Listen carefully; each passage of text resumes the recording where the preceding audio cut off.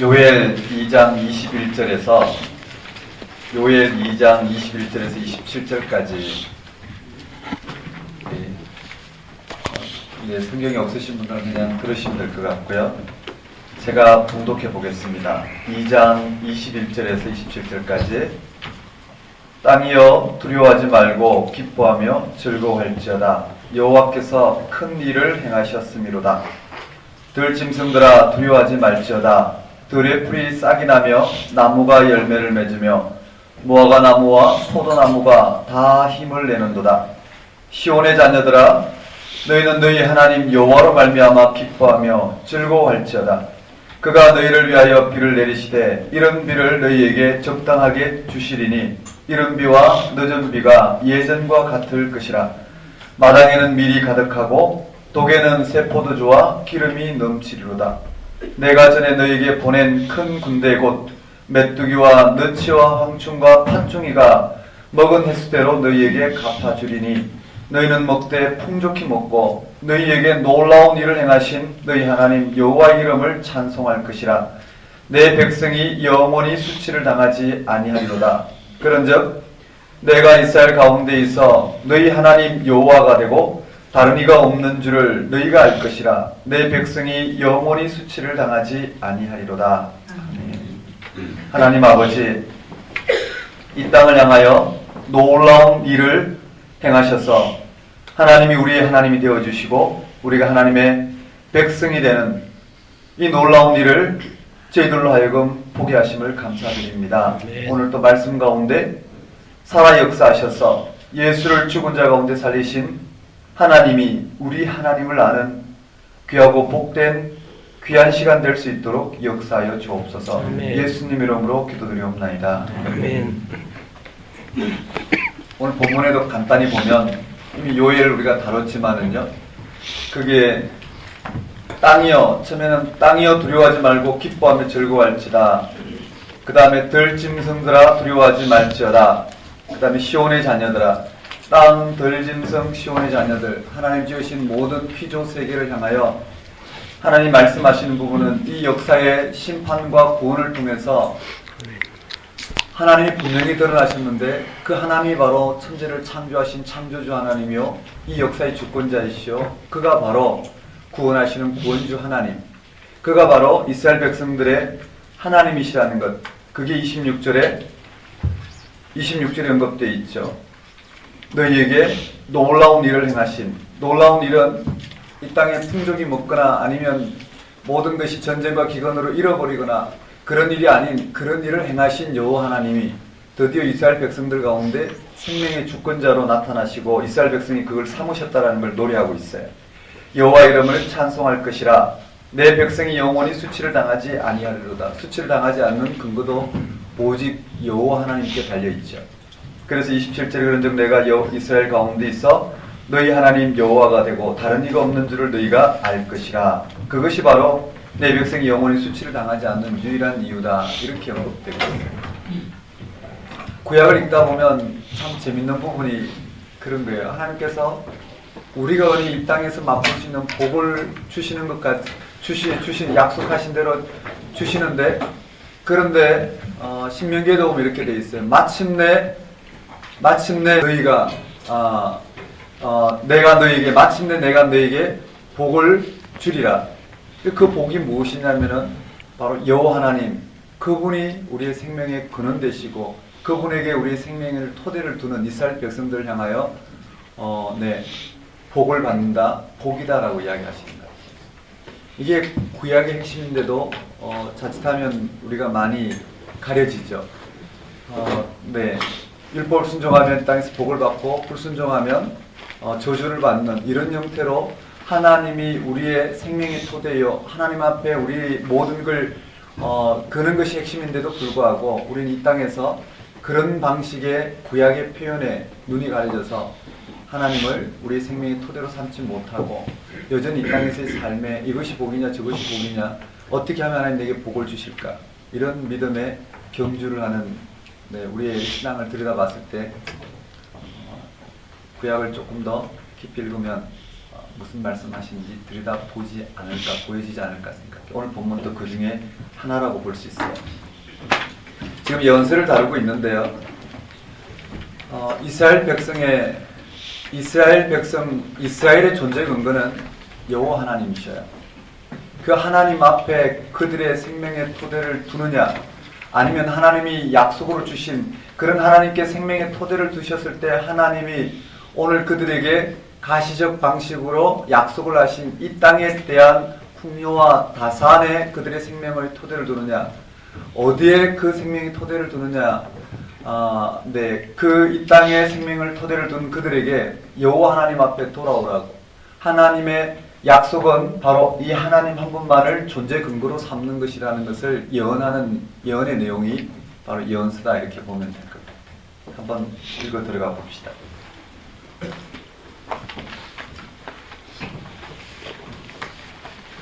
호세아는 하지 않고요, 너무 많아서 다시 한번 우리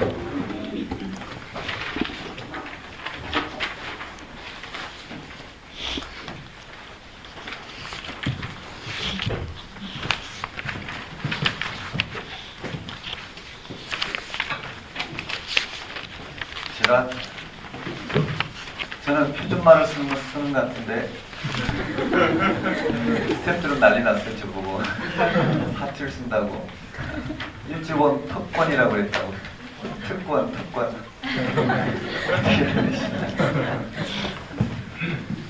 여기가 호세아죠. 이 구조를 펴서 한 장에 정리하면, 나눠드린 거기다 한 장에 저는 정리하면 아마 시험 볼 때 이 시각적 효과가 굉장히 크게 같습니다. 호세아, 그 다음에 요엘, 아모스, 여기는 뭔가요? 오바댜, 요나, 미가, 나훔, 하박국, 스바냐,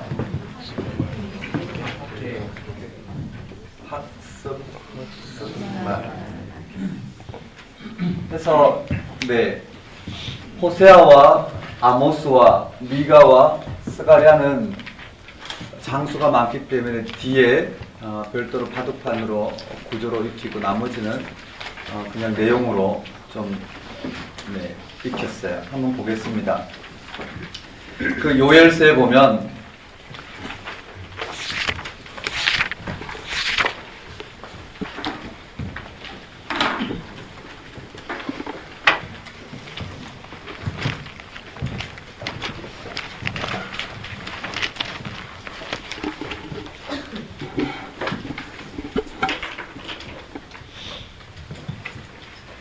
지난주에 했던 거 한번 복습하면서 한번 봤으면 좋겠습니다.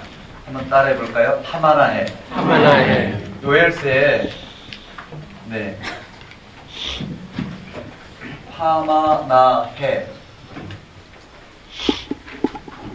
즉 이런 재앙, 전쟁과 기근에 대한 재앙이 있거든. 즉 팥종이, 메뚜기 종류죠. 팥종이, 메뚜기, 느치, 황충인가요?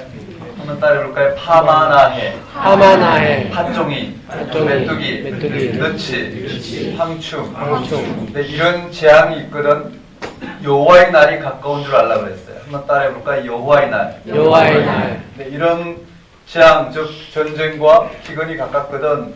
여호와의 날이 이런 줄 알라. 그 여호와의 날은 어떤 날이냐면 그들이 기뻐할 수 있는 날이 아니에요. 하나님께서 심판하시는 날로 등장해요. 여기에 한번 따라해볼까요? 슬프다.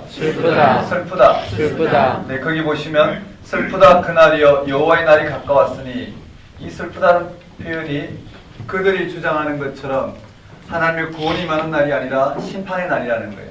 슬프다 그날이여 여호와의 날이 가까웠으니, 그 다음 시온에서 나팔을 불며, 한번 따라해볼까요? 시온에서 나팔을 불며.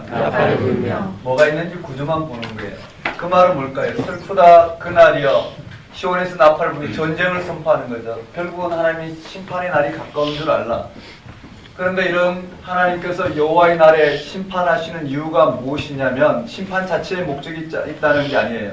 이 여호와의 날이 선포되는 것은 그들로 하여금 회개를 촉구하는 거예요. 한번 따라해볼까요? 회개 촉구. 회개 촉구. 그들에게 회개를 촉구하는 거예요. 그 회개 내용에 보면 이렇게 돼 있어요.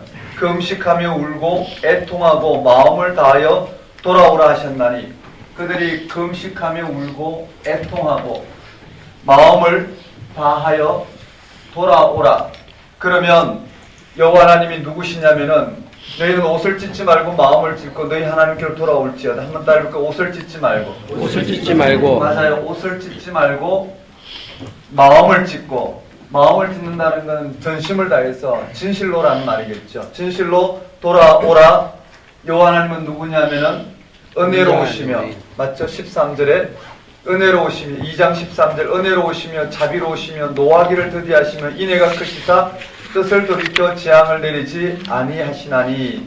한번 따라해볼까요? 은자노도. 은자노인. 아니요, 다시요. 은자노인. 은자노인. 네, 은혜로우시며 자비로우시며 노하기를 더디하시며 인애가 크신 여호와 하나님. 이 표현이 여기 있더라 정도 보는데, 그래서 하나님이 그들을 용서해 주시겠다라는 거예요. 그리고는 이런 회개 자체의 목적이 아니라 하나님으로부터 이런 구원이 임한다는 거예요. 한번 따라해볼까요? 구원. 여기 구원 세 가지, 오늘 읽었던 본문도 거기 들어가죠. 여기에 첫 번째 18절에 보면, 그때 여호와께서 자기 땅을 극진히 사랑하시어 그의 백성을 불쌍히 여기실 것이라. 한번 따라해볼까요? 불쌍히 여기실 것이라. 불쌍히 여기실 것이라. 네, 불쌍히 여기실 것이고, 두 번째는 여호와께서 그에게 응답하여 이르시기를 내가 너에게 곡식과 새 포도주와 기름을 주리니. 한번 따라해볼까요? 곡식, 새 포도주, 새 포도주, 기름.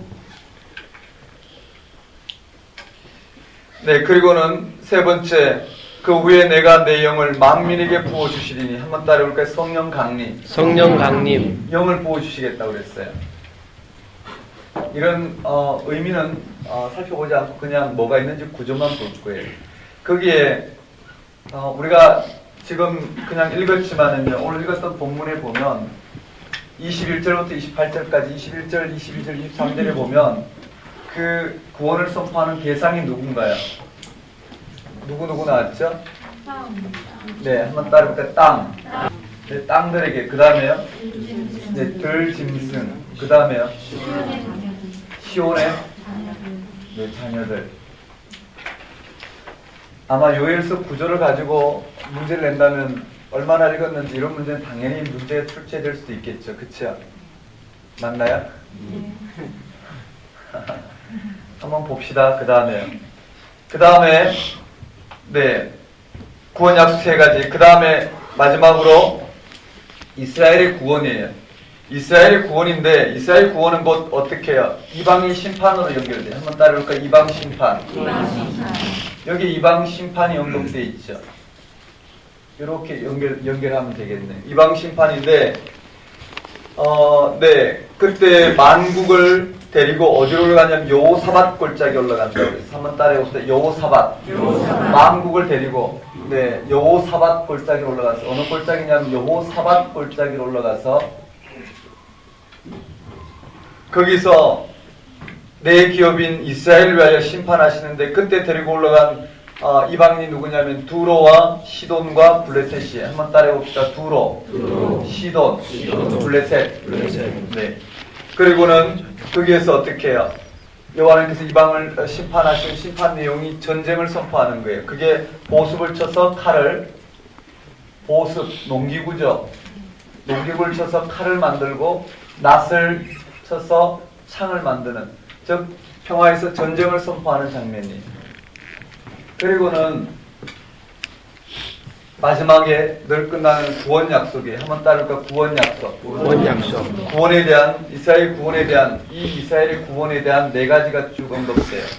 그 첫 번째가 피난처 산성이 되시고, 한번 따를까? 피난처 산성. 산성. 두 번째는 담포도주. 세 번째는 유다는 영원히 있겠고 예루살렘은 대대로 있으리라. 그 다음 네 번째는 갚아주신다는 약속이에요. 어디 거를요? 이 하만 안에 이 재앙임했던 것을 갚아주신다라는 거예요.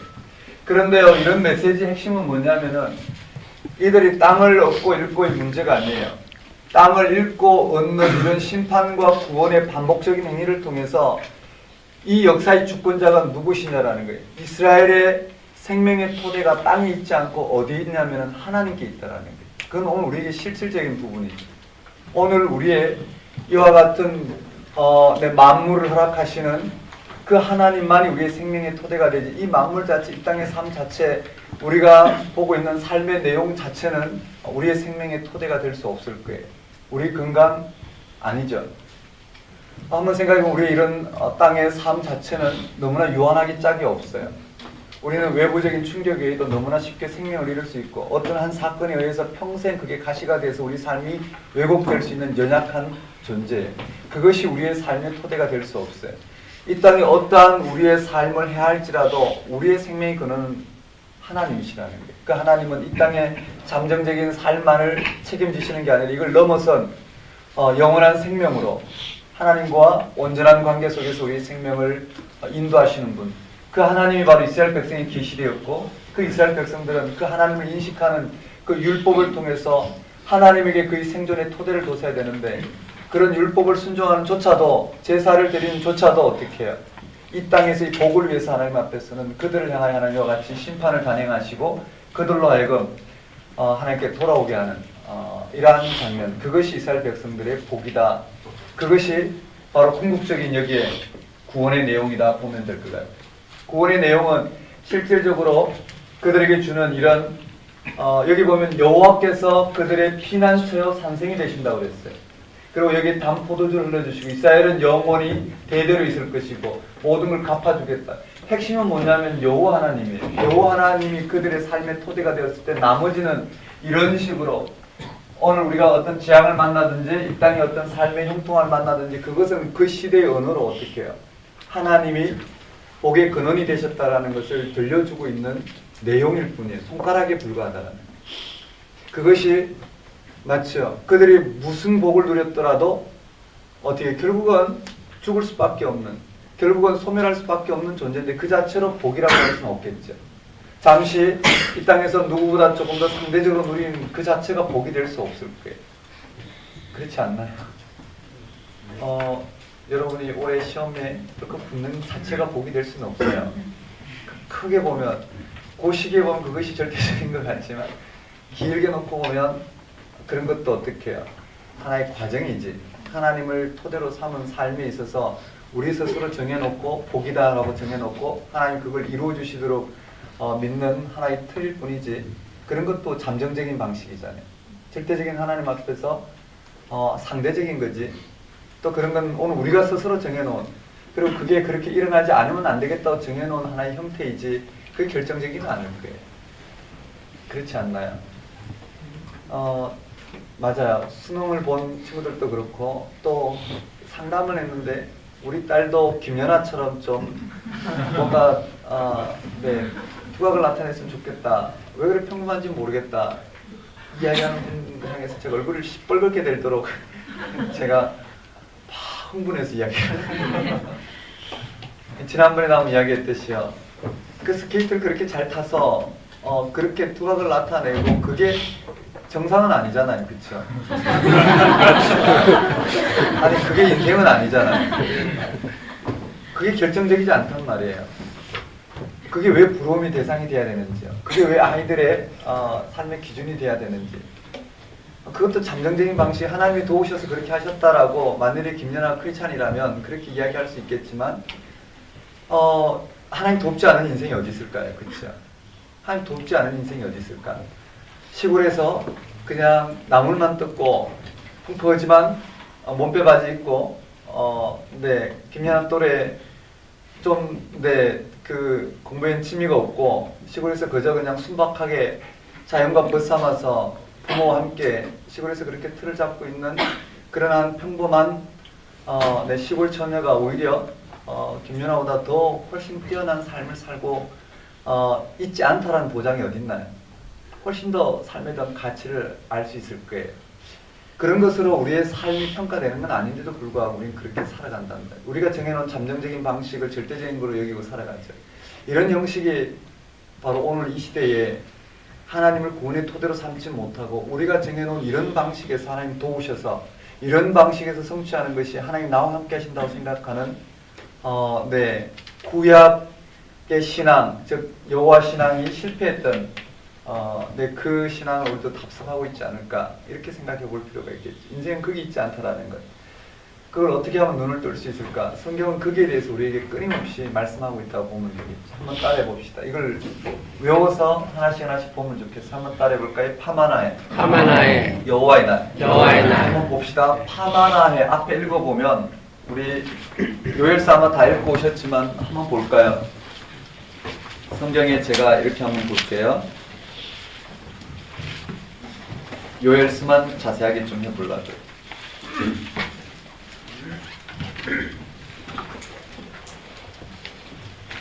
요엘 1절에 보면 부두엘의 아들 요엘에게 임한 여호와의 말씀이라.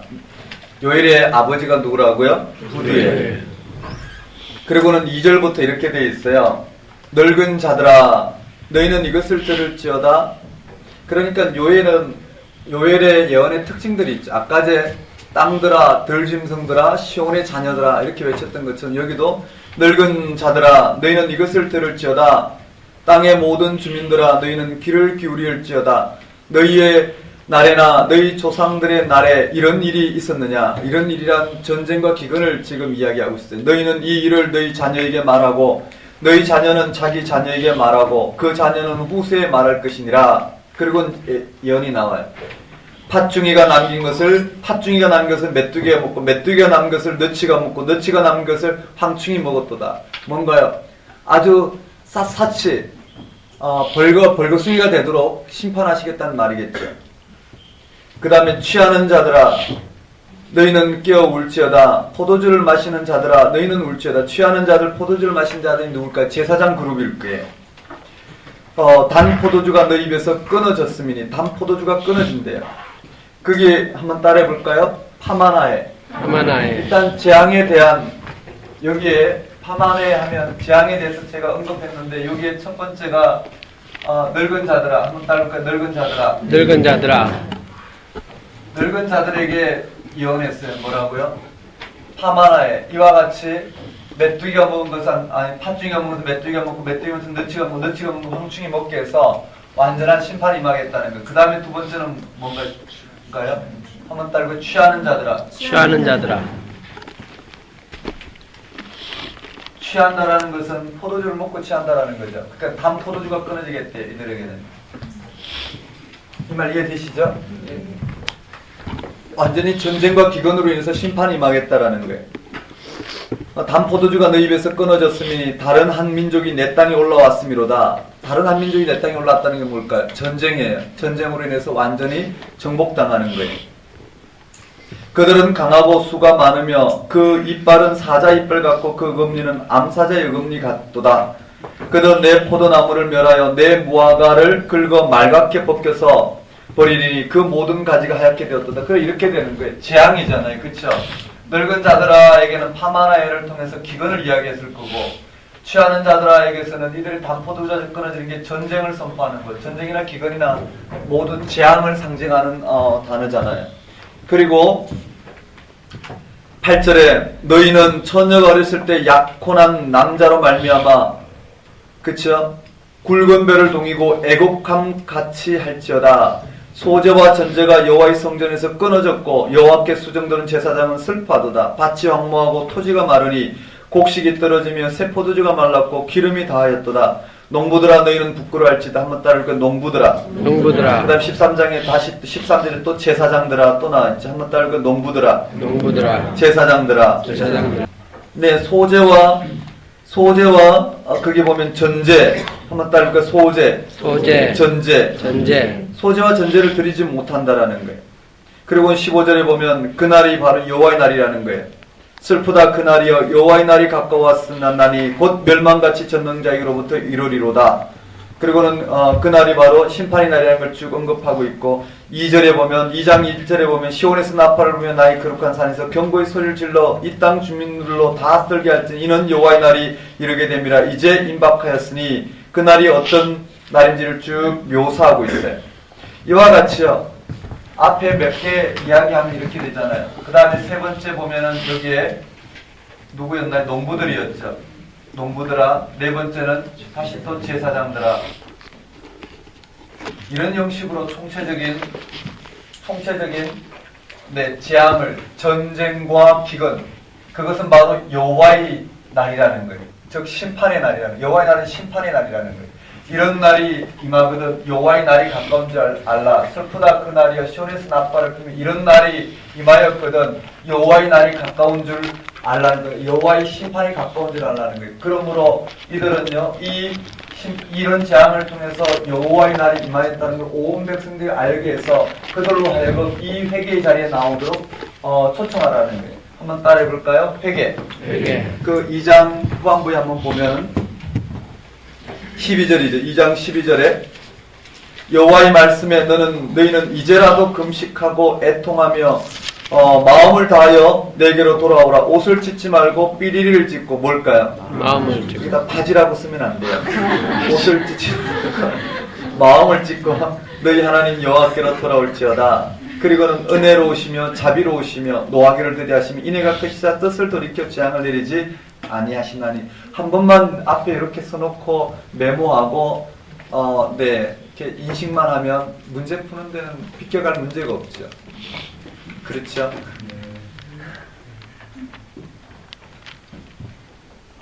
14절에 혹시 주께서 혹시 마음과 뜻을 돌이키시고 그 뒤에 복을 내리사 너희 하나님 여호와께서 소제와 전제를 드리게 하지 아니하실지 누가 알지라. 소제와 전제가 나왔어요. 왜 소제와 전제가 나왔는지 한번 따라볼까? 소제와 전제. 하나님께서 이렇게 소제와 전제를 허락하시겠대요. 그 말은 앞에서 언급되었죠. 농부들에게 또 이 제사장들에게 소제와 전제. 왜냐하면 소제와 전제의 이유는 이와 같이요. 소제, 특히 소제는 뭔가요? 곡식으로 드린 제사잖아요. 그러니까 이 기근이 오고 전쟁이 오니까 곡식으로 드리지를 못하는 거예요. 전제는 부어드리는 제사잖아요. 맞죠? 포도주를 부어드린 제사니까 곡식과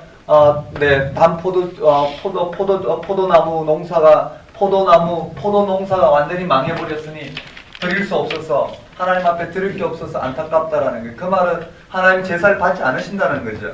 근데 이제 그걸 회복시켜주는 이런 은혜를 통해서 표현하는 방식이 있어요.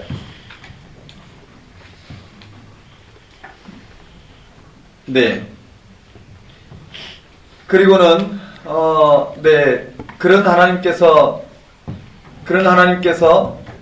회개하면 구원을 허락하시는데 그 18절에 보면 이렇게 돼 있어요. 구원을 허락하시는데 2장 18절 그때 여호와께서 자기의 땅을 극진히 사랑하시어 그 백성을 불쌍히 여기실 것이라. 여호와께서 그들에게 응답하여 이르시기를 내가 너에게 곡식과 새 포도주와 기름을 주리니 너희가 이로 말미암아 흡족하리라. 내가 다시는 너희가 나라들 가운데서 욕을 당하지 않게 할 것이며 내가 북쪽 군대를 너희에게서 멀리 떠나게 하여 메마르고 적당한 땅으로 쫓아내리니. 이런 표현을 썼어요. 이런 표현을 쓴 게 뭘까요? 하나님께서 이 땅을 지켜주시고 이 땅에 전쟁이 없게 하시고 기근이 없게 하신다는 말 그 자체가 중심이 아니라 그런 일을 가능하게 하시는 분이 누구라고? 여호와 하나님이고 그들의 신앙이 어디예요? 이 여호와 하나님께 신앙의 토대를 뒀을 때 이런 일을 통해서 하나님이 우리의 구원자라는 걸 밝히고 있단 말이에요. 오늘 우리로서는 예수 그리스도를 통해서 우리에게 약속하신 그 계시의 약속이 오늘 우리에게 일어날 거라는 거예요. 언제 그거 일어날 텐데 그 계시의 약속이 일어나게 하는 근거가 바로 오늘 우리의 토대가 하나님께 있기 때문에 그 신앙이 하나님께 있기 때문에 가능한 일이라는 거예요. 결국은 이 땅에 일어나는 크고 작은 일들은 그 하나님이 우리의 생명의 토대, 구원의 토대가 되어셨다라는 것을 가리키는 내 손가락에 불과하다. 구약에서 이것을 명확하게 읽고 나면 성경 읽는 재미가 있어요. 한번 봅시다. 그렇게 언급되어 있어요. 그리고는 21절부터 땅이여 들짐승들아 시온의 자녀들아 땅 들짐승 시온의 자녀 이렇게 되어 있어요. 한번 따라해볼까요? 땅 들짐승 시온의 자녀. 우리가 살펴봤어요. 그렇게 언급되어 있고요. 그리고는 이방 심판 내용이 3장부터 이방 심판 내용이 있고 그 다음에 여호와의 백성에게 복을 주시는 장면이 언급되어 있어요. 그러면 그렇게 언급되어 있어서 제가 한번 문제를 간단하게 한번 풀어볼게요. 시험에 관계 없으신 분들은 그냥 들으시면 되겠습니다. 자, 간단하게 나온 문제만 좀 풀고 요일이에요. 너희는 보습을 쳐서 칼을 만들지어다. 낫을 쳐서 창을 만들지어다. 약한 자도 이르기를 나는 강하다 할지어다. 몇 장 몇 절인가요? 몇 장 몇 절요? 3장 3장 10절 맞나요? 네. 이렇게 장절 묻는 문제까지도 중요한 부분은 나왔네. 이게 암송구절이었나요? 아마 그때는 암송구절이었을 거예요. 그때는 암송구절이었기 때문에 이렇게 나왔을 거예요. 이게 읽으면 너무 당황해하지 마시고 요즘은 이렇게도 나오지만 자, 너희는 옷을 찢지 말고 삐리를 찢고 마음을 찢고 네. 너희는 삐리리라는 괄호를 말하는 거예요. 네, 연서 20쪽에 있어요. 여기 우리 교재 여기 없으신 분은 괜찮아요. 아무거나 이렇게 수수수 푸시면 말세에 성령을 주시겠다고 약속한 책은요. 요엘. 여호와의 날이 나오는 예언서는 쭉 있겠지만 보겠지만 일단 요엘서에 나왔죠. 그 다음 네. 여호와의 영이 만민에게 임할 예언은 요엘서 몇 장에 기록되어 있나요? 2장. 몇 장요? 여호와의 영이 임할 몇 장이 기록되어 요엘 몇 장이 기록되어 있나요? 2장에 기록되어 있어요. 저기 장구분 잠깐 하면 되겠죠. 그 다음에 여호와의 크고 두려운 삐리리가 이르기 전에 해가 어두워지고 날이 핏빛같이 변하리니 누구든지 여호와 이름을 부른 자는 구원을 얻으리라. 여호와의 크고 두려운 뭘까요? 날. 여호와의 날이죠. 요엘서에서 유다의 재앙을 가져올 생물들은요. 파마나에 맞나요? 파메, 루, 그러니까 파마나에. 앞자 이니스를 따서 그냥 편안하게 이렇게 읽었어요. 맞나요? 네. 그 다음에요. 하나님이 여호사밧 골짜기에서 만국을 심판하시리라는 내용은 어느 연서에 나오나요? 여호사밧 골짜기 요엘서. 사도행전 22장 17절에서 21절에 성령 강림에 관한 구약의 성령 구절은 어디 나오나요? 요엘서. 사람이 많으며 삐리리 골짜기에 사람이 많으며 삐리리 골짜기에 여호와의 날이 가까우미로다. 몇 절이 나오나요? 3장. 제가 읽어볼게요. 사람이 많으며 심판의 골짜기에 사람이 많으며 심판의 골짜기에 여호와의 날이 가까우미로다. 이렇게 언급되어 있어요.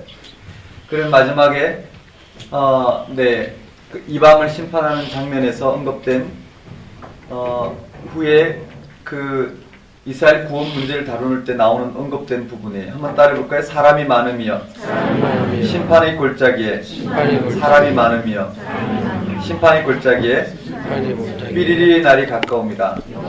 여호와의 날이 가까웁니다. 네, 그 다음에 그때 내가 또 내 영을 남종과 삐리리에게 부어줄 것이며 여종에게 부어줄 것이며 네, 이 내용의 그 흐름도 계속 봐야 되겠죠. 그 후에 내 영을 만민에게 부어주리니 너희 자녀들이 장래일을 말할 것이며. 그럼 여기에 이렇게 되면 어떨까요? 그 후에 내가 내 영을 삐리리에게 부어주리니 너희 자녀들이 장래일을 말할 것이며. 누구에게 부어준다고요? 만민에게.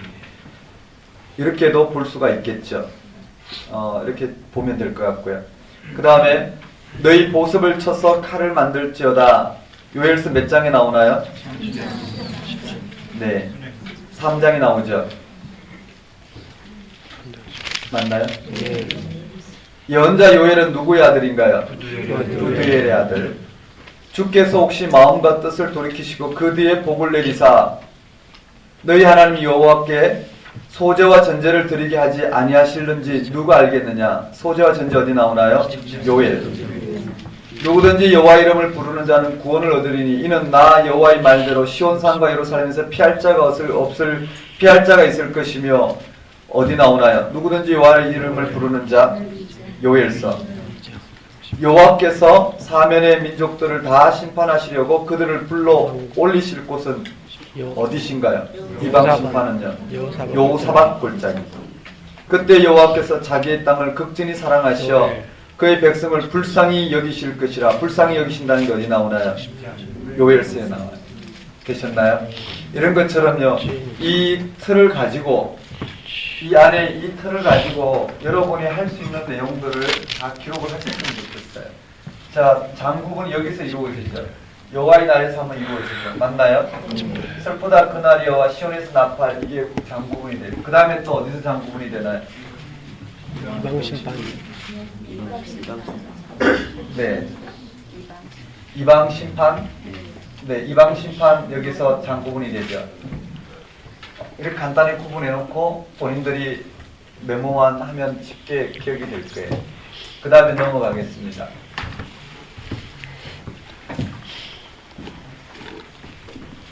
어디로 가냐면은 오바댜로 다시 한번 가볼게요. 오바댜.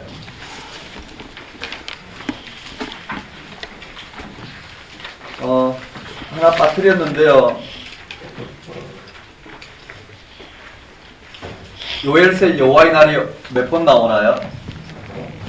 요엘서의 여호와의 날이 총 5번 나오는데 어디에 나오는지 확인을 해줘야 돼요. 5번만 외우면 안 되고요. 그 다음 요엘서에 골짜기가 나와요. 여호사밧 골짜기뿐만 아니라 골짜기 3군데 더 나와요. 네, 심판의 골짜기가 있고 또 어디 있죠? 시딤 골짜기가 있어요. 어디 나오는지 확인해주고. 그러면 낱낱이 다 훑잖아요, 그렇죠?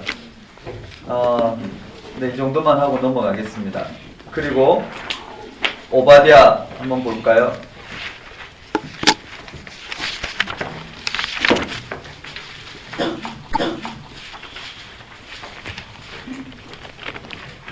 오바댜는 한 장짜리인데요. 그게 1장 1절에 보면 여호와께서 에돔을 심판하시다.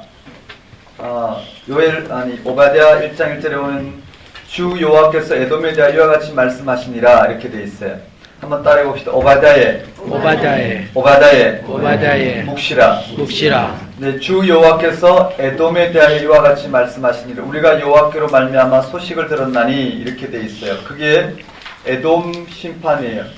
그러니까 에돔에 대한 심판 예후가 언급되어 있죠. 한번 따라해 봅시다. 에돔 심판. 오바댜는 이와 같이 에돔 심판에 대해서 언급되어 있어요.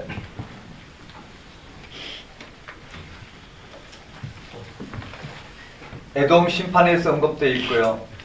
그 에돔 심판인데 그 에돔을 표현한 표현들이 나와요. 3절에 보면 에돔은 너의 마음의 교만이 너를 속였도다. 바위 틈에 거주하며 높은 곳에 사는 자여. 한번 따라볼까요? 바위 틈에 거주하며 높은 곳에 사는 자여. 네, 이 바위 틈에 거주하며 높은 곳에 사는 자라고 되어 있어요.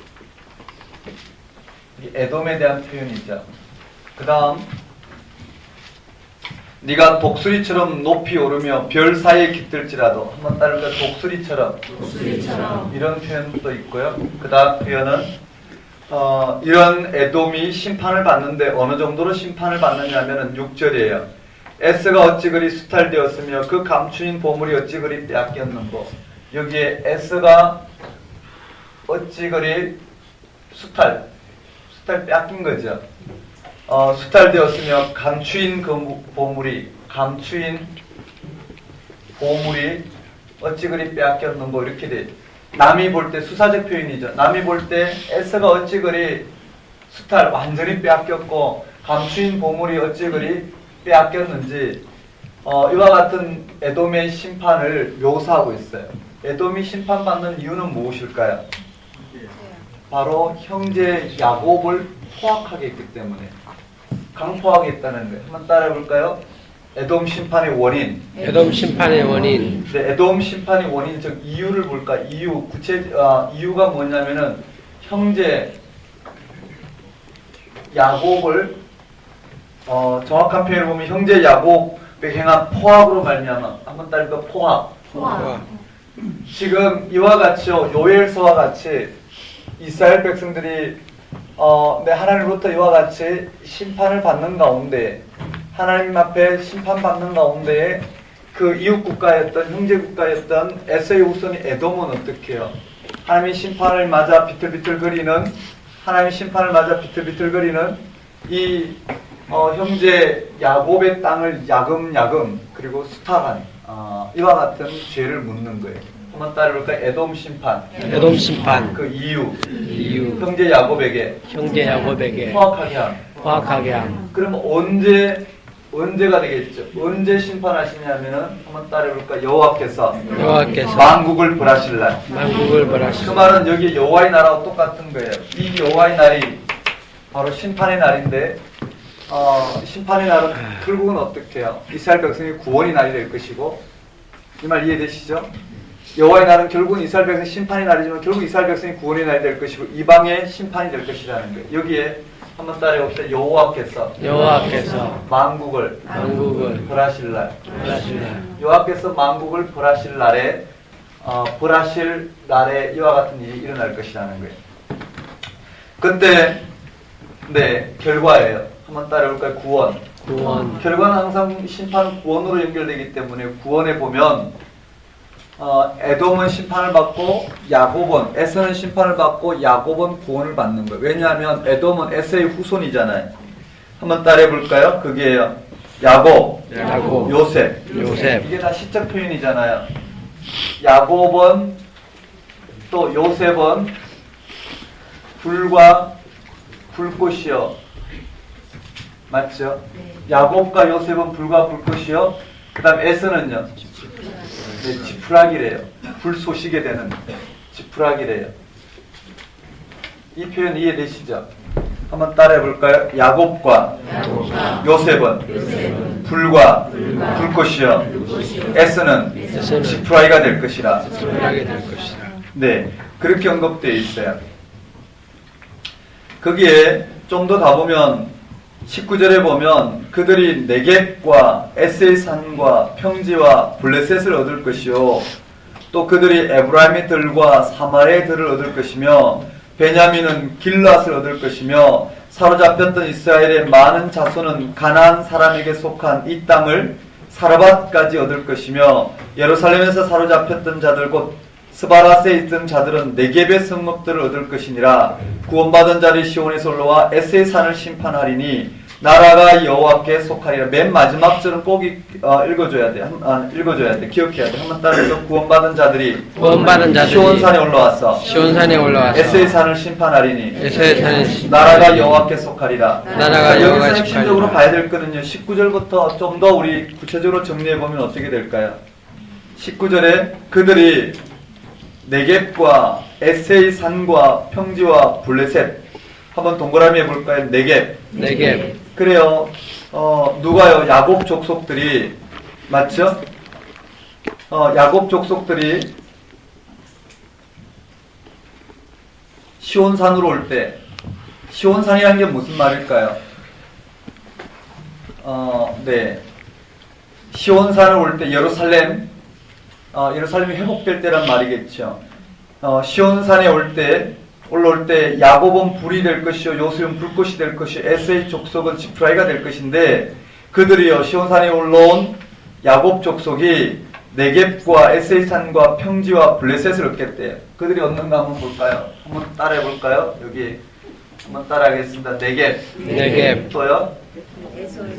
네, 에세의 산 또요? 평지 네, 블레셋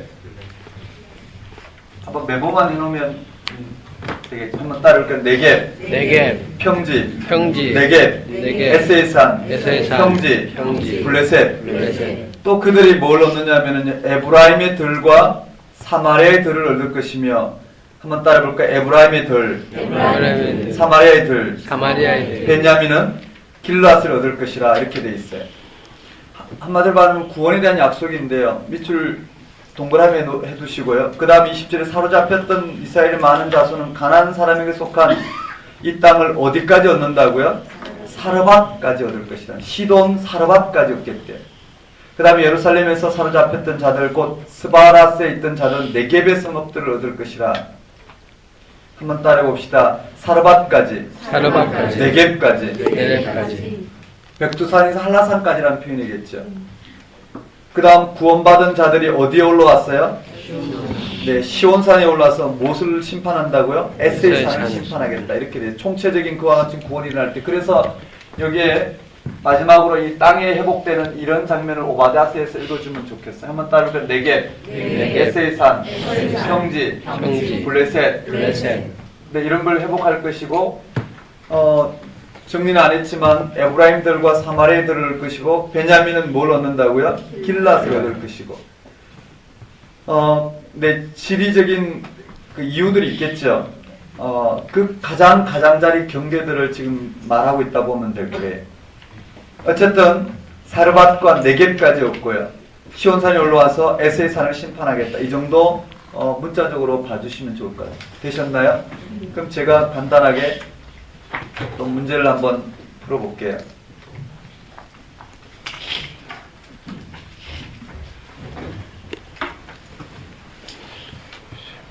오바댜서의 내용은 어느 나라에 간 심판인가요? 에돔. 누구의 후손인가요? 에서, 네? 에서의 후손이에요. 네가 네 형제 야곱에게 행한 포악으로 말미암아 부끄러움을 당하고 영원히 멸절되리라는 말씀은 누구에게 대한 말씀인가요? 에돔. 에돔만을 대상으로 하여 심판한 예언자는요? 오바댜. 한 장으로 된 구약의 연서는요? 오바댜. 네가 네 형제 야곱에게 행한 삐리를 인하여 수욕을 입고 영원히 멸절되리라. 뭔가요? 포악. 몇 장에 나오나요? 오바댜? 오바댜 몇 장이요? 1장.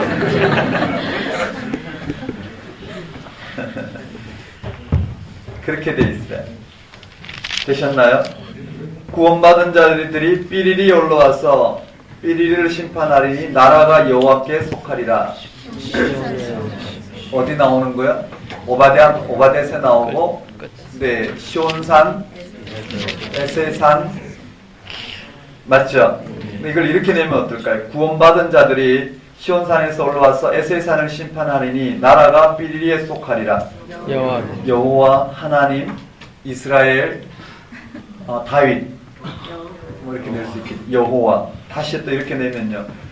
삐리리한 자들이, 삐리리들이 시온산에 올라와서 에세산을 심판하리니 나라가 여호와께 속하리라. 구원받은 자들. 되셨나요? 그만큼 끝절은 중요하다라는. 그런데 지난번처럼 와서 쉬는 시간에 조용히 와서 목사님 그런데 삐리리가 뭐예요? 괄호, 블랭크, 괄호를 가지고 제가 그냥 재밌게 삐리리 문제라 이렇게 속으로 이렇게 표현했어요. 되셨죠? 오시려고 그러셨죠? 자, 한번 따라해 봅시다. 그래서 이렇게 해놓고요, 그 특징들 잡아놓고 하면 돼요. 그냥 읽어내려가서는 잘 안 잡혀요. 그쵸?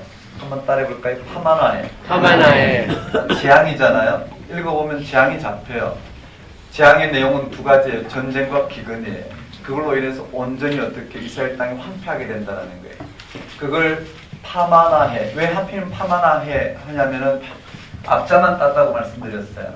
그냥 처음에 인식하기가 그렇게 쉽지가 또 않아요. 그렇죠? 메뚜기 팥중이 본 사람 있나요? 너치요. 너치는 우리 너치하고는 좀 다른 것 같아요. 황충. 이게 이제 전체적인 부분이죠. 아마 팥중이가 먼저 좀 큰 동물이지 않을까 생각해. 그 다음에 메뚜기가 또 그 다음에 먹고, 너치가 또 그만 먹고, 그 다음에 황충이 아예 싹쓸이하는 이런 장면인 것 같아. 한번 따라해볼까요? 파마나에. 재앙을 하나에 언급해서 재앙을. 그래서 재앙이 많은데 늙은 자들아, 맞죠? 늙은 자들아 파마나에가 임하거든 이 말이겠죠. 그 다음에 취하는 자들아 전쟁이 임하여 담포도주가 끊어지고 이와 같이 언급되어 있어요. 농부들아 제사장들아 이런 기근으로 인해서 소제와 전제를 드릴지라도 드릴 게 없는 거예요. 이런 재앙이 임하거든. 한번 따라볼까요? 파마나에 재앙이 임하거든. 뭐가 가까운 줄 알라고요? 여호와의 날이 가까운 줄 알라. 여호와의 날이 가까운 줄 알라. 이 여호와의 날을 묘사해놨어요. 슬프다 그 날이요. 맞죠? 그 다음에 시온에서 나팔을 불며. 하지만 여기에 5가지 다 적어놔야 돼요. 5가지 여호와의 날을 쭉 적어야 돼요. 어디에 나오는지 정도. 되셨나요? 그렇게 적어놓고 이 안에서 확인하면 여호와의 날이 어떤 표현인지 눈으로 보고 가서 그냥 시험 문제 푸는데 그냥 보고 쓰는 것과 같다는 말이죠. 그쵸? 그 다음에요. 여호와의 날이 가까운 줄 알거든 회개하라고 그랬어요. 회개하라. 금식하며 애통이 여기라고 그랬어요. 그쵸? 금식하며 애통이 여기고 마음을 돌이키라고 그랬어요. 어떻게 돌이키냐면 옷을 찢지 말고 마음을 찢고 은혜롭고 자유롭고 노하기를 그래 인애가 크신 여호와께로 돌이키면 여호와께서 소재와 전제를 흔하게 하실지 어떻게 알겠느냐라는 거예요. 이렇게 회개를 촉구해요. 그러고 난 다음 이런 회개를 하면 여호와께서 그들을 불쌍히 여기시고 불쌍히 여기신다는 말을 그냥 요것만 정리하면 안 되고 구절을 보면서 정리해 놓으면 이 구절이 어디 나오냐 했을 때 우리는 요엘스라는 거 알잖아요. 여기 정리한 정도에서 들여다보기 때문에 헷갈리지 않을 거라고. 시험 볼 때 한번 봐요. 12권이나 되는 소선지서뿐만 아니라 나머지 다 있단 말이에요. 근데 그게 딱 나왔을 때 어떻게 나올지 모른단 말이에요. 근데 보기 문제 보면 이제 범위가 좁혀지죠. 보기 문제를 보면 범위가 좁혀지면 적어도 소선지서 하면 소선지서에 무슨 내용이 있는지가 다 파악이 돼 있단 말이에요. 적어도 자본 부분은 다 파악이 돼 있기 때문에 분별돼서 감을 가지고 쓰게 되면 그게 거의 정답으로 가요. 그러니까 알고 직접적으로 딱 쓰는 경우는 그게 어떻게 평균 크트라인선이라고 보면 되겠죠. 나머지는 다 감으로 한다고 봐야 돼요. 거의 감으로 네. 찍는 건 말고요. 찍는 건 말고 실제로 그 내용을 네, 읽었는데 어디서 읽었는지 모르잖아요. 근데 이렇게 정리를 해놓으면 자기가 읽었던 이런 내용들이 확연하게 드러나기 때문에 마지막에 한눈에 보고 들어가면 되지 않을까 싶습니다. 자, 이렇게 돼 있어요. 이방심판에 우리가 봤던 것처럼 문제를 풀어보면 더 분명해지죠. 보습을 쳐서 칼로, 낫을 쳐서 창으로. 이게 어디 나오느냐? 그 다음 여호사박 골짜기 어디 나오느냐? 그 다음 피난처 산성이 있어 다음 포도주 갚아주리라 이런 내용이 어디 나오느냐? 전체 한번 보면 돼요. 올해 예상 문제는 전 요걸 찍었어요. 땅, 들짐승, 시온의 자식. 안 나와도 괜찮고. 나를 파마나에 여호와의 날이 가까운 줄 알라. 여호와의 날이 가까운 여호와의 날을 선포하는 이유는 회개를 촉구하고 있어요. 한번 따라해볼까요? 회개 촉구. 회개 촉구는 결국은 구원에 이르게 되는 거죠. 한번 따라해볼까요? 구원. 그리고 마지막에 한번 따라하겠습니다. 이방 심판. 이스라엘의 구원. 어떤 내용인지 이해되시나요? 네. 내년에는 이 부분을 이제 문학적 단위로 정말 이게 하나의 시잖아요, 그렇죠? 함축적인 시적 표현을 가지고 예언을 하기 때문에요. 좀 아주 재밌게 좀 그 몇 가지 시도했던 게 있어요. 요나스나 아니면 하박국이나 아모스처럼 몇 개 시도했던 부분들이 있는데요. 이런 연설을 좀 재밌게 그 시대적 상황하고 구성해서 올해 좀 드러내려고 했는데 도무지 시간이 안 돼서 안 되고요. 이렇게 넘어가고 내년에는 좀 드러내보자. 아마 내년까지 윤바이브를 하게 되지 않을까 생각하는데 모르겠습니다. 자, 한번 따라해볼게요. 에돔 심판. 에돔을 심판해요. 에스가 어찌 그리 수탈되었고 감추인 보물이 어찌 그리 빼앗겼는고 에돔을 심판해요. 그 이유가 형제 야곱을 포악하게 한 것. 언제요? 여호와께서 만국을 벌하실 날에. 맞죠? 그리고 마지막에 구원이에요. 야곱과 요셉은 불과 불꽃이요 에서는 지푸라기. 그리고 여러 가지 지명이 언급되어 있고 마지막 절이 중요하다고 그랬어요. 구원받은 자들이 어디에 올라올 때요? 시온산에 올라올 때. 누가 심판받는다고요? 에스의 산이. 맞죠? 그래서 그 나라가 누구에 속한다고요? 여호와께 속한다. 그걸 꼭 기억해 두시면 좋겠어요. 요엘세 마지막은 갚아준다는 내용이었어요. 맞죠? 갚아준다고 했어요. 자, 그 다음에 요나서인데요.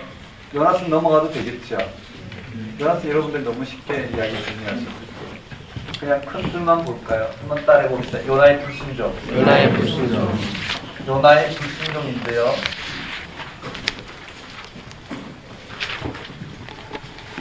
그 다음 요나의 불순종과 그 다음에 뭐였죠? 요나의 기도. 네, 기도였죠. 맞아요. 물고기 뱃속에서 요나의 기도였어요. 한번 따라해볼까요? 요나의 기도. 요나의 기도. 그 다음에는요? 니느웨 회개제. 한번 따라해볼까요? 니느웨 회개. 니느웨 회개. 니느웨 회개예요. 그 다음, 네, 한번 따라해볼까요? 요나의 분노와 하나님의 자비. 하느님의 자비. 결국은 요나스는 누구와 실험한 건가요? 네? 네. 결국은 여호와께서 요나와 실험한 네, 내용이 바로 요나스다 볼 수 있을 것 같아요. 그게 우리 요나서 마지막 요나서 첫 부분과 마지막 한번 정리해 볼까요?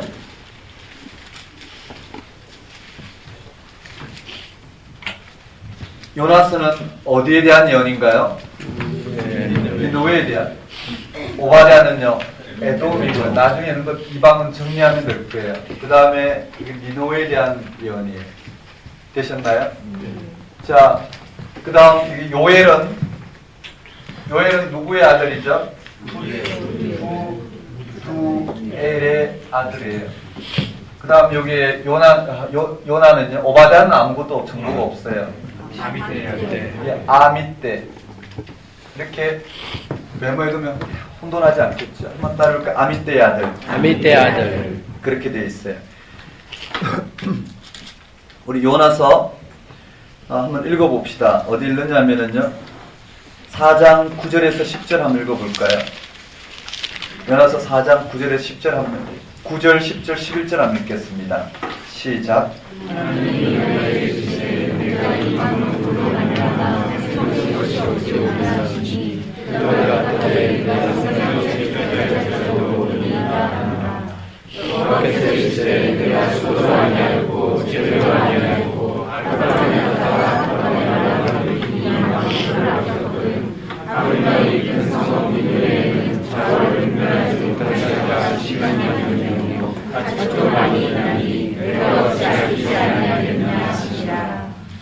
네. 그 요나서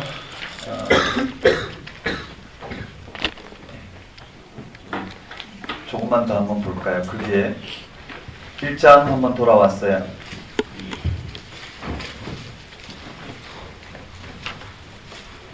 여호와의 말씀이 아미떼의 아들 요나에게 임하니라. 맞죠?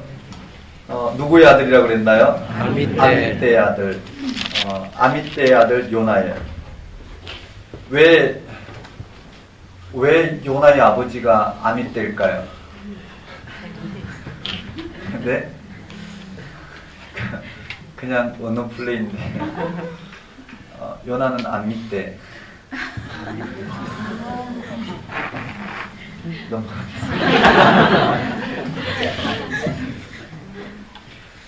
제가 요즘 좀 이상해지는 것 같아요.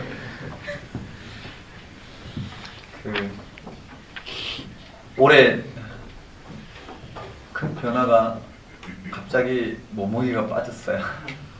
그냥 빠진 게 아니라 이렇게 조절하면서 빠졌는데 10kg 정도가 전 별로 이렇게 표가 안 나는데요.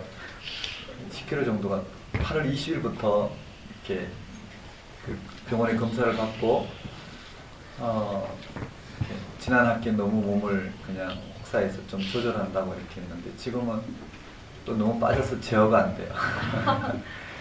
한 주간 너무 바빠서 이렇게 앉아서 밥 먹을 시간이 별로 없네요. 밥 때 되면 시간이 안 되니까 상담을 이렇게 열어놓고 있는데 이제 교회 문제 때문에 또 신앙 문제, 진로 문제 때문에 이제 상담하러 오시는 분들이 계셔요. 한 1시간 반, 2시간 상담하면 다음 또 말씀 전하는 시간이 있고 그래서 이번 주는 한 3번만 앉아서 밥 먹고 나머지는 그냥 뛰어다니면서 이렇게 먹게 됐던 것 같아요. 그래도 네 좋아요. 지치지 않고 아주 밝아 보이지 않나요? 그래서 제가 이런 요나의 아버지 그러니까 왜 아미떼냐 요나가 하나님의 말씀을 안 믿더라 안 믿대 아미떼 그런 말 하더라도 이해를 하시고 자 요나서 한번 보고 우리 좀 쉬도록 할게요. 그 요나, 하나님은 요나에게 어디로 가라고 말씀하셨냐면 2절에 네, 저 큰 성읍 니느웨로 가서 그것을 향하여 외치라. 그 악독이 내 앞에 상달되었음이로다 하시니라. 맞죠? 왜 니느웨로 가라 그랬죠? 하나님 앞에 악독이 상달되었다라는 거예요. 맞죠? 악독이 상달되었다는 것은 니느웨가 이제 하나님의 심판의 때가 되었다라는 거예요. 그런데 요나는 어디로 갔느냐면은 3절에 보면 여호와의 얼굴을 피하려고 일어나 다시스로 도망하려 하여 욥바로 내려갔던, 욥바는 항구예요. 마침내 다시스로 가는 배를 만난지라 여호와의 얼굴을 피하여, 그 여호와의 얼굴이란 단어가 아주 특징적으로 나타났어요. 여호와의 얼굴을 피하여 그들과 함께 다시스로 가려고 뱃삭을 주고 배에 올랐더라. 왜 니느웨로 가지 않았을까요? 우리는 끝에 봤어요. 그쵸? 요나가 왜 불순종했는지는 우린 여기에서 잘 봤어요. 요나가 불순종한 이유는, 니느웨를 간 이유는 하나님께서 이 니느웨를 심판하는 것, 하나님이 니느웨를 심판하는 것이 하나님의 뜻이라고 생각했어요. 하나님이 니느웨에게 심판을 예언해서 그들이 회개하는 것이 하나님의 뜻이 아니라 그들을 심판하는 것이, 그것은 요나에게 있어서 이스라엘 백성의 선민 사상이 작용한 거죠. 오늘 그리스도인들에게 있었던 특권 사상, 특권 의식처럼요. 네. 그래서 니느웨가 회개하자 요나는 그 보십시오 하나님, 내가 그럴 줄 알고 니느웨로 가지 않고 다시스로 갔지 않습니까? 하나님, 내가 그렇다고 하지 않았습니까? 하나님은 자언노더 네, 언자노더 은혜롭고 자비롭고 노하기를 대대어 이내가 크셔서 회개하면 돌이키실 줄 알고 내가 그래서 하나님 뜻을 이루어드리려고 니느웨로 가지 않고 다시스로 갔지 않습니까? 라고 요나가 이야기하는 거예요. 결론은 그거예요. 왜 니느웨로 가지 않았을까? 요나는 하나님이 니느웨를 심판하신다라는 그것이 하나님의 뜻이라고만 생각했어요. 그래서 다시스로 갔어요. 그 요나가 네, 다시스의 배를 탄 요나는 뭘 했느냐면요, 그게 4절에 보면 여호와께서 큰 바람을 바다 위에 내리시매 바다 가운데 큰 폭풍이 일어나 배가 거의 깨지게 된지라. 그래요. 다시스 배를 탄 요나는 네, 5절에 보면 배 밑에 내려가 누워 깊이 잠이 들었어요. 그쵸? 요나는 아예 요나는 아예 어떻게 해요? 하나님 뜻을 이루어드리기 위해서 자신은 배에 타고 아예 배 밑에 잠이 들었어요. 그리고 여호와께서는 큰 바람을 보내서 요나를 깨우기 위해서 이 배를 흔들고 계신 장면, 이것이 지금 요나가 처한 장면이에요. 5절 6절에 보면 이런 상황 가운데 5절에 누가 등장하냐면 사공들이 등장해요. 맞나요? 사공들이 두려워 각각 자기의 신을 부르고, 사공들이 한 일을 봐봐요. 각각 누구의 신을 부르나요? 자기의 신을 불렀어요. 이 사공들이 이 요나의 불순종으로 말미암아 하나님, 요나는 불순종, 즉 다시스로 가려고 욥바에서 다시스로 가려고 배를 탔어요. 이 배를 탔는데 이 배에 요나를 깨우기 위해서 하나님은 큰 풍랑, 맞죠? 큰 바람을 허락하셨어요. 뭐라고 되어 있나요? 표현이요? 네, 큰 바람을 허락하셨고, 요나는 배에서 자고 있었고요. 요나는 배에서 자고 있었고, 선원들은 뭘 했느냐면은, 선원들은 네, 각각 자기의 신들의 이름을 부르고 짐을 바다 위에 던져 배를 가볍게 하고자 했어요. 그러나 요나는 배 밑에 가서 누워 잠이 들었어요. 그리고 선원 다음에 선장이 나타나요. 선장이 그에게 가서 이르되 자는 자여 어찌함이냐 일어나서 내 하나님께 구하라. 혹시 하나님이 우리를 생각하사 망하지 아니하게 하시리라 하시니. 자, 선장은 어떻게 해요? 요나에게 각각의 자기의 신들을 부르니 요나에게도 요나의 너의 신을 불러라 그래, 이름을 불러라 그랬어요. 그리고 7절에 그들이 서로 이르되 자, 우리가 제비 뽑아 재앙이 누구로 말미암아 우리에게 임하였나 알아보자 하고 곧 제비를 뽑으니 제비가 요나에게 뽑힌지라. 핵심은 뭘까요? 자기의 신들의 이름을 부르고 그다음 제비 뽑기를 했어요. 제비 뽑기를 하고, 한번 따라해볼까요? 각각. 네, 각각 자기 신들 이름을 부르고 그다음 두 번째는 제비 뽑기를 했어요. 누가 뽑혔죠? 요나가 뽑혔어요.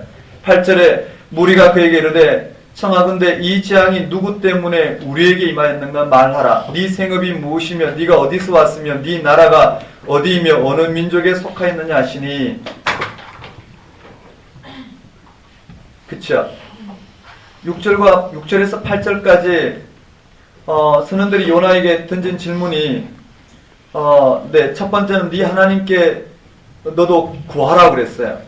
그리고 제비를 뽑고요. 요나에게 뽑히죠. 요나에게 뭐라고 말했느냐면은 네 생업이 무엇이며 네가 어디서 왔으며 네 나라가 어디며 어느 민족에 속하였느냐. 그래서 요나가 자신 있게 대답해요. 나는 히브리 사람이요 바다와 육지를 지으신 하늘의 하나님 여호와를 경외하는 자로다. 이게 요나의 정체성이에요. 그런데요, 이 요나는 그 하나님을 온전히 알지 못했어요. 왜냐하면 이스라엘이 소명을 잃어버린 것처럼, 하나님 부르신 소명을 잃어버린 것처럼 지금 요나도 그 소명을 잃어버린 거예요. 요나가 이런 하나님을 경외하는 자로서 하나님에 대한 소명을 잃어버린 것처럼 이스라엘 백성이 그 소명을 잃어버린 이스라엘 백성이 지금 어느 상황인지 요나 이야기를 통해서 지금 이야기하고 있다고 봐야 되겠죠. 요나는 뭐라고 이야기하냐면은 1장 9절 이야기 한번 따라해볼게요. 나는 히브리 사람이요. 나는 히브리 사람이요. 그 대목을 잘 기억하셔야 돼요. 그가 대답하되 나는 히브리 사람이요 바다와 육지를 지으신 하늘의 하나님 여호와를 경외하는 자로라. 더는 하지 않게요. 이 제비뽑기를 통해서 나는 히브리 사람이요 여호와를 경외하는 자라고 그랬어요. 뭐와 뭐를 지었냐? 바다와 육지를 지으신 하늘의 하나님 여호와를 경외하는 자라. 10절에 자기가 여호와의 얼굴을 피함인 줄을, 자기가 여호와의 얼굴, 여기 또 여호와의 얼굴을 피한다고 그랬죠. 여호와의 얼굴을 피함인 줄을 그들에게 말하였으므로, 그러니까 왜 자기가 여호와의 얼굴을 피하는지는 분명히 어떤 내용, 어떤 사건인지 안에 어떻게 해요? 복선으로 깔려 있다고 해야 되나? 암시하고 있다 해야 되나? 무슨 내용인지 그 속뜻이 우리는 이 끝에 4장 이야기를 통해서 확보할 수 있어요. 무리가 알고 심히 두려워하여, 무리는 알고 심히 두려워하여 이르되 네가 어찌하여 그렇게 행하였느냐 하니라. 이방인들은 그것이 큰일인 줄 아는데 요나는 그것이 어떻게 해요? 당연히 하나님 뜻을 이루어드리는 일이라고 생각했어요. 그래서 11절에 바다가 점점 흉흉한지라 무리가 그에게 이르되 우리가 너를 어떻게 하여야 바다가 우리를 위하여 잔잔하겠느냐. 그가 대답하되 나를 들어 바다에 던지라. 그리하면 바다가 너희를 위하여 잔잔하리라. 너희가 이 큰 폭풍을 만난 것이 나 때문인 줄을 내가 아노라. 그러나 그 사람들이 힘써 노를 지어 배를 육지로 돌리고자 하다가 바다가 그들 향하여 점점 흉흉함으로 능히 못한지라. 무리가 여호와께 부르지 이르되 여호와여 구하고 구하오니. 14절에 가면 드디어 무리가 각각의 신을 부르다가 누구를 부르나요? 여호와 하나님을 불러요. 근데 여기까지 요나는 하나님께 한마디도 구하지 않고 있어요. 그쵸? 한번 따라해 볼까요? 여호와 이름. 여호와의 이름. 무리가 각각의 신을 부르다가 이제는 어떻게? 요나를 통해서 여호와 이름을 불러요. 한번 따라해 볼까요? 여호와 이름. 여호와의 이름. 그게 여호와께 부르짖어 이르되. 한번 따라해 봅시다. 여호와께 부르짖어 이르되. 부르짖어 그들은 각각의 자기의 신들에게 이와 같이 부르다가 요나를 통해서 이 재앙이 어디서 온지를 알고 이들은 누구를 부르냐면 여호와 하나님께 기도해요. 근데 요나는 지금까지 어떻게 해요? 그렇지 않단 말이에요. 이 말 이해되시나요? 지금 네, 요엘서로 보면 어떻게 여호와의 날이 임박했지만 이스라엘 백성들은 그것이 무슨 사건인지도 모르는데 이방인들은 안단 말이에요. 이방인들은 아는 것처럼요. 이스라엘 백성들이 자신들의 이런 소명을 잊어버리고 말미암아 닥친 그 재앙 앞에서도 왜 그들은 그런 재앙을 당하는지조차도 모르고 있는 이스라엘 백성들의 영적인 침체를 지금 언급하고 있다고 봐야 되겠죠. 그렇게 돼 있어요. 좀 더 가볼까요? 네.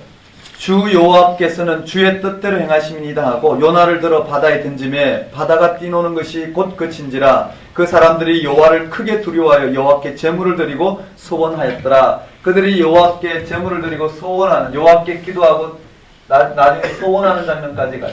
이것이 일단락이에요. 요나는 아무 일도 하지 않는데 이들은 하나님께 나와 기도하고 있는 이런 장면으로 돼요. 자, 그 다음에 2막으로 가볼까요? 네.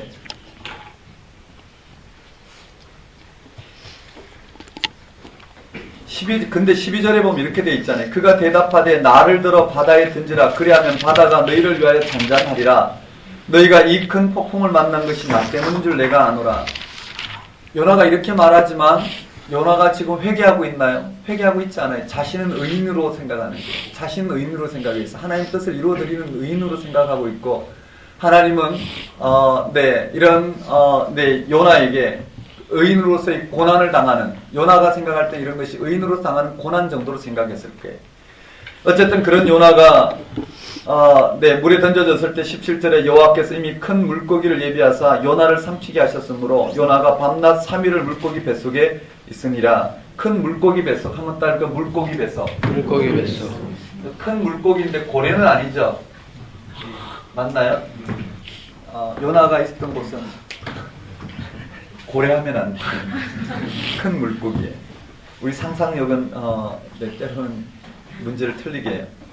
2절에 요나가 물고기 뱃속에서 그의 하나님께 기도하여 이르되, 요나가 기도해요. 지금까지 요나는 어떻게 기도한 적이 없는데 여기서 기도해요.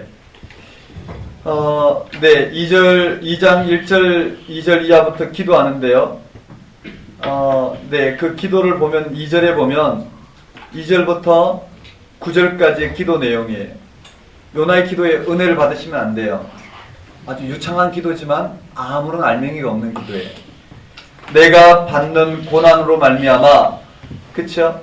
여호와께 불러 아뢰었더니 주께서 내게 대답하셨고, 내가 소울의 뱃속에서 부르짖었더니 주께서 내 음성을 들으셨나이다. 주께서 나를 깊음 속 바다 가운데에 던지셨으므로 큰 물이 나를 둘렀고 주의 파도와 물결이 다 내 위에 넘쳤나이다. 내가 말하기를 내가 주의 목전에서 쫓겨났을지라도 다시 주의 성전을 바라보겠다 하였나이다. 물이 나를 영혼까지 둘러싸우매 깊음이 나를 에워싸고 바다풀이 내 머리를 감쌌나이다. 내가 산의 뿌리까지 내려갔사오며 땅이 그 빗장으로 나를 오래도록 막았사오니 나의 하나님 여호와여, 주께서 내 생명을 구덩이에서 건지셨나이다. 내 영혼이 내 속에서 피곤할 때 내가 여호와를 생각하였더니 내 기도가 주께 이르러 사오며 주의 성전에 미쳤나이다.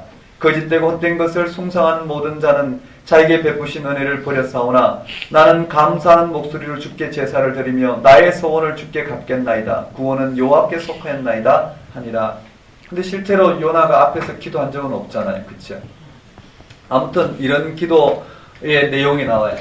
이 요나의 기도가 기도 내용이 있지만은요, 그 후에 이 요나의 기도가 유창한 기도지만 이 기도가 그 실체가 없다라는 걸 우리는 볼 수 있어요.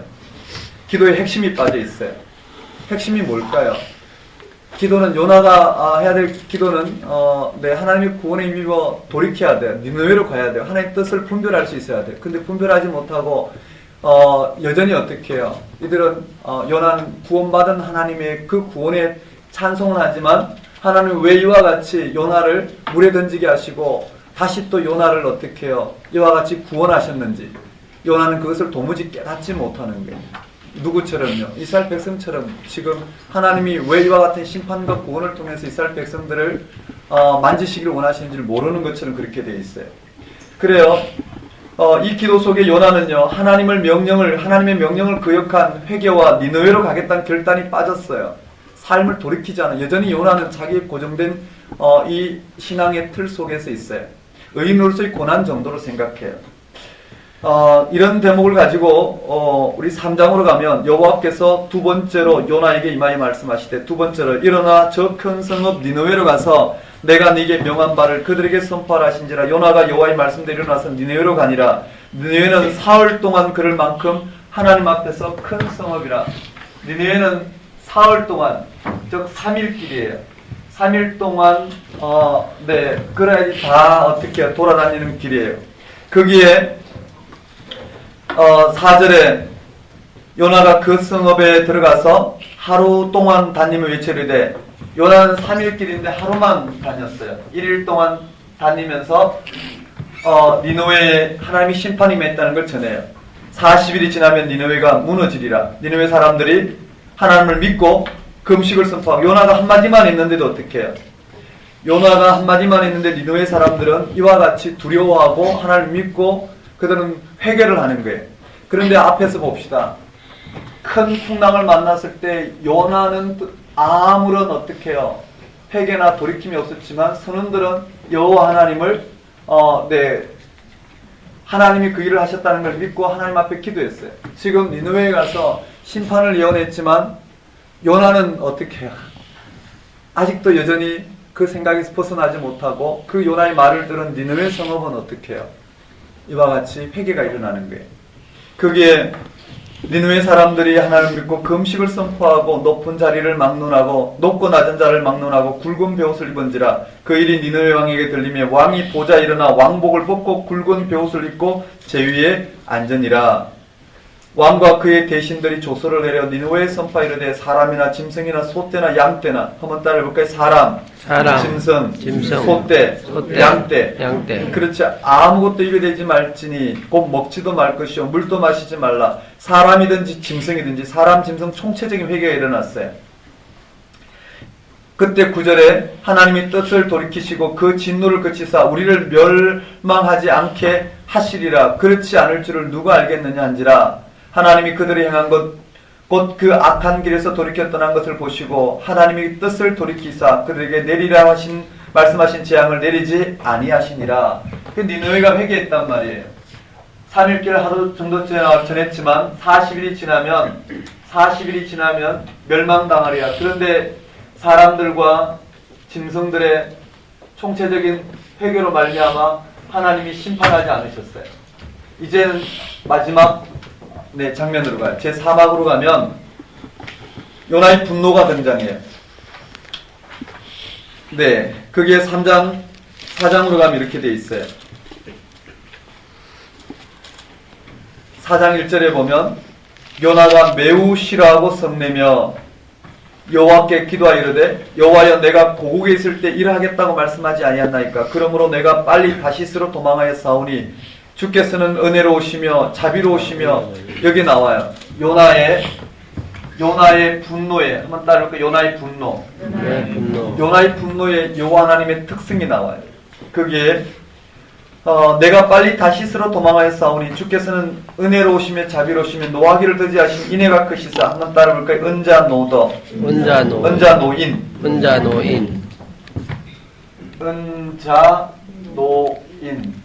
요나는 이 하나님의 특성을 가져왔지만 잘못 가져왔어요. 어디 있어요? 지금 여기에 요엘서에 있는 이 은자노인의 하나님의 특성을 여기도 그대로 드러냈죠. 하나님의 인애를 착각했어요. 그리고는 3절에 여호와여 원하건대 이제 내 생명을 거두어 가소서. 사는 것보다 죽는 것이 내게 나음이니라. 우리 4절 함께 읽어봅시다. 읽겠습니다. 시작.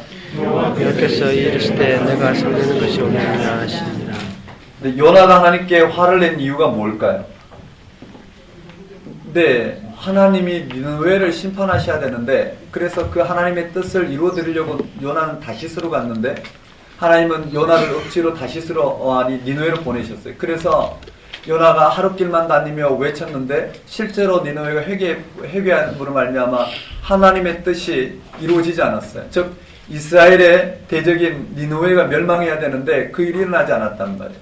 그러니 요나는 화를 낼 수밖에 없어요. 그렇게 되어 있어요. 그게 요나의 신앙은 우리가 어떤 신앙이 너무나 잘 알 수 있을 거고요.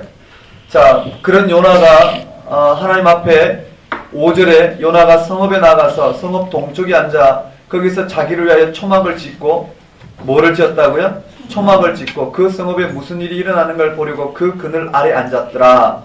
요나는 끝까지 어떻게 5절에 멸망을 지금 구원이 아닌 하나님이 이 니느웨를 멸망시킨지 아닌지 끝까지 어떻게 초막을 짓고 거기서 니느웨의 멸망을 기다리고 있는 거예요. 그런데 하나님께서는 이 요나에게 6절에 박넝쿨을 예비하사 한번 따라볼까요? 박넝쿨. 예비하사 요나를 가리게 하셨으니 이는 그의 머리를 인하여 그늘이 지게 하며 그의 괴로움을 명쾌하려 하심이었더라. 요나가 박넝쿨로 말미암아 크게 기뻐했어요. 요나는 초막을 짓고 앉아 그 초막 위에 박넝쿨을 허락했겠죠. 이 박넝쿨이에요. 이 박넝쿨의 기쁨이에요. 맞죠? 이 박넝쿨에는 요나는 기쁨을 드러냈어요. 근데 하나님이 벌레를 예비하사 이튿날 새벽에 박넝쿨을 갉아먹게 하심에 시드니라. 해가 뜰 때 하나님이 뜨거운 동풍을 예비하여 하셨고 해는 요나의 머리 위에 쪼임에 요나가 혼미하여 스스로 죽기를 구하이르되 사는 것보다 죽는 것이 내게 나으니라 하니라. 하나님이 요나에게 이르시되 내가 이 박넝쿨로 말미암아 네가 이 박넝쿨로 말미암아 성내는 것이 어찌 옳으냐 하시니 그가 대답하되 내가 성내어 죽기까지 할지라도 옳으니이다. 여호와께서 이르시되 네가 수고도 아니하였고 재배도 아니하였고 하룻밤에 났다가 하룻밤에 말라버린 이 박넝쿨을 아꼈거든. 하물며 이 큰 성읍 니느웨는 좌우를 분별하지 못하는 자가 12만여 명이요 가축도 많이 있나니 몇만 명이죠? 12만 명. 가축도 많이 있나니 내가 어찌 아끼지 아니하겠느냐. 요나는 박넝쿨의 기쁨은 알지만 하나님이 허락하신 이 창조, 이 땅을 향하신 하나님의 그 구원의 이유를 이 요나는 깨닫지 못했다. 이렇게 보면 될 것 같아. 그렇죠. 하나님은 지금 요나를 가르치고 있는 거예요. 하나님이 요나와 씨름하고 있고 니느웨가 아닌 요나와 씨름하고, 니느웨는 쉽게 회개했지만 요나는 회개하지 않아요. 그래서 하나님은 요나 넝쿨의 기쁨을 가지고 요나를 회개시키고자 해요. 끝까지 어떻게 요나는 회개하지 않았어요. 요나가 왜 죽기를 구했나? 박넝쿨 때문에. 그쵸? 그런 것 같아요. 실제로 입시가 끝나면 이 요나의 박넝쿨의 이 기쁨이 사라지고 죽기를 자처하는 분들이 많아요. 하나님 왜 1년 동안 헌신했는데 하나님은 나를 이렇게 떨어뜨리시나. 너무나 힘겨운 부분이 많죠. 그쵸? 그렇지만 조금만 더 눈을 떠보면 이런 부분은 너무나 쉽게 넘어설 수 있지 않을까 생각해요. 박넝쿨의 기쁨이 아닌 하나님이 근원적인 우리를 향하신 그 구원하신 그 기쁨에 눈을 뜬다면 우리 이런 여정은 하나님 앞에서 이 여정 자체가 이미 구원을 맛보는 귀한 시간들이라는 것을 고백할 수 있으리라 생각해요. 보이는 사람이 보일 거예요. 그렇죠? 네, 이렇게 이 정도만 하고 봅시다. 끝까지 요나는 아무 반응이 없어요. 반응이 없다는 건 오늘 우리로 하여금 반응하도록 끌어내는 문학적 기교다 보면 돼. 이렇게 돼 있어요. 자, 요나서까지. 요나서 문제 잠깐 보고 쉽시다. 요나서 제가 읽어볼게요. 나는 감사하는 목소리로 주께 제사 드리며 나의 소원을 주께 갚나이다. 구원은 여호와께 속하였나이다. 요나서 어디 나오나요? 요나의 기도에 나와요. 기도 내용을 여기서 꼭 정리하셔야 될 것은 요나의 기도를 정리해야 돼. 출처 문제나 아니면 삐리리 문제나 이렇게 물어요. 요나의 기도 외에는 요나서에 어려운 거 없어요. 니느웨는 좌우를 분별하지 못하는 자가 얼마나 있었죠? 12만. 요나 선지자가 속한 왕국은요? 네? 어딜까요? 북이스라엘이라는 근거가 어디 있을까요? 네? 몇 절에 있나요? 네. 그쵸? 요나서에서는 안 나와 있죠? 맞죠? 네. 요나서에는 안 나와 있죠? 어디 나와 있죠? 왕하 14장. 네. 거기 한번 확인해 보시고요. 자, 요나가 니느웨 가서 외친 말씀은요. 40일이 지나면 내가 멸망할 것이다. 요나 머리 위에 있는 박넝쿨을 시들게 하기 위해서 하나님이 사용한 도구는 무엇일까요? 벌레예요. 벌레예요. 또 뭐가 있죠? 네, 박넝쿨 말고 그 다음에 또 뜨거운 동풍. 나는 히브리 사람이요 바다와 육지를 지으신 삐리리 하나님 여호와를 경외하는 자로다. 하늘의 하나님 여호와를 경외하는 자로다. 한 이방 나라에 대해서 서로 반대하는 내용을 담은 두 책은 뭘까요? 네, 요나와 나훔. 니느웨에 대한 심판은 요나와 나훔 책이에요. 요나가 니느웨에 가서 외친 말씀. 요나의 아버지의 이름은 무엇일까요? 아미떼. 예, 40일이 지나면 니느웨가 무너지리라는 말씀은 요나서 몇 장에 나오죠? 몇 장이에요? 3장. 4장? 3장. 4장은 요나의 분노라고 그랬어요. 그쵸? 그 다음, 여호와의 날이 나오지 않은 책은 요나. 그거는 이제 봐야 돼. 여기 여호와의 날이 안 나왔죠? 우리 10분 쉬었다가, 이제 나오면 들어가겠습니다.